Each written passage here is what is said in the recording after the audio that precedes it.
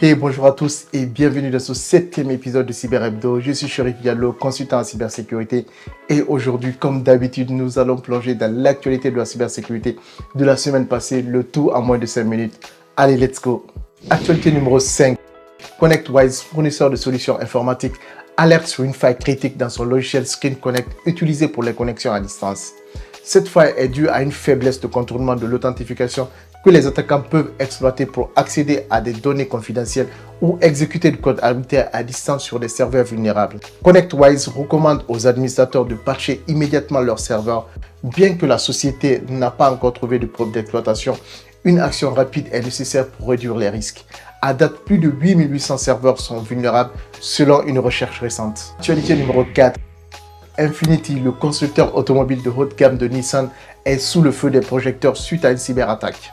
Un groupe de pirates se faisant appeler Mogilovich a revendiqué cette attaque et annonce la mise en vente de 22 Go de données personnelles de clients américains. Ces informations comprennent des détails sensibles tels que les numéros d'identification des véhicules, les noms, les adresses, les numéros de téléphone, les adresses e-mail et les mots de passe des clients. Bien que les clients français ne soient pas encore touchés, des risques de phishing demeurent pour ceux dont les données ont été déjà compromises. À date, Infiniti n'a pas encore réagi à cette déclaration. Actualité numéro 3. Une nouvelle vulnérabilité critique dans Microsoft Outlook a secoué le monde de la cybersécurité la semaine dernière. Je vous explique. Découverte par un chercheur de vulnérabilité de Check Point, la faille CVE 2024-21413 permet l'exécution de code à distance lors de l'ouverture d'emails avec des liens malveillants. Les attaquants peuvent exploiter cette vulnérabilité pour compromettre les informations d'identification du protocole d'authentification NTLM et permettre l'exécution de code arbitraire. La vulnérabilité touche plusieurs produits Office, y compris Outlook 2016 et Office 2019. Il est recommandé d'appliquer le correctif le plus rapidement possible avant que cette vulnérabilité ne soit exploitée par des pirates informatiques. Actualité numéro 2. VMware, le géant de la virtualisation et du cloud computing, alerte les administrateurs sur un plugin d'authentification obsolète exposé à des attaques de relais d'authentification et de détournement de session. Ce plugin, Enhanced Authentication Plugin, permet une authentification intégrée à Windows et est vulnérable à deux failles de sécurité, CVE 2024-22245 et CVE 2024-22250. Ces failles permettent aux attaquants de relayer des tickets de service Kerberos et de prendre le contrôle des sessions EAP privilégiées. Bien qu'il n'y ait pas de preuve d'exploitation, VMware recommande aux administrateurs de désinstaller le plugin et de désactiver le service associé. En plus, assurez-vous également d'utiliser des méthodes d'authentification alternatives telles que l'Active Directory via LDAP-S ou Entra ID de Microsoft. Actualité numéro 1.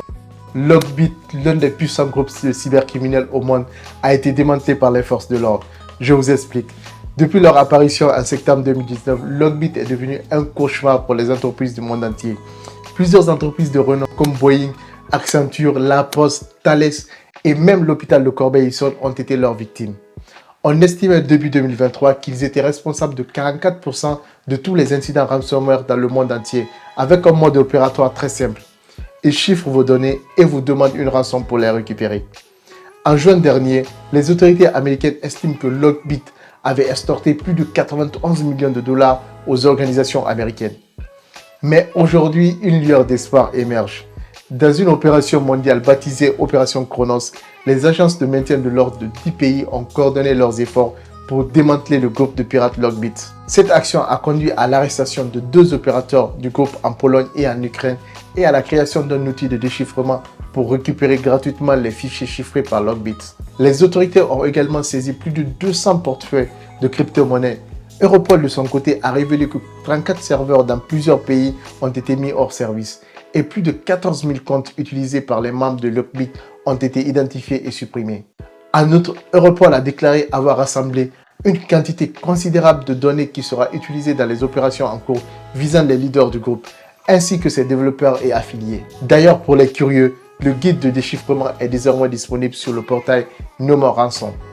C'est tout pour ce 7e épisode de Cyber Hebdo. J'espère que vous avez apprécié cette vidéo et surtout que vous avez appris quelque chose. Si tel est le cas, republiez la vidéo pour toucher le maximum de personnes car la cybersécurité nous concerne tous. Rendez-vous chaque lundi à 8 h pour un nouvel épisode de Cyber Hebdo. Je vous souhaite une bonne semaine et surtout à bientôt.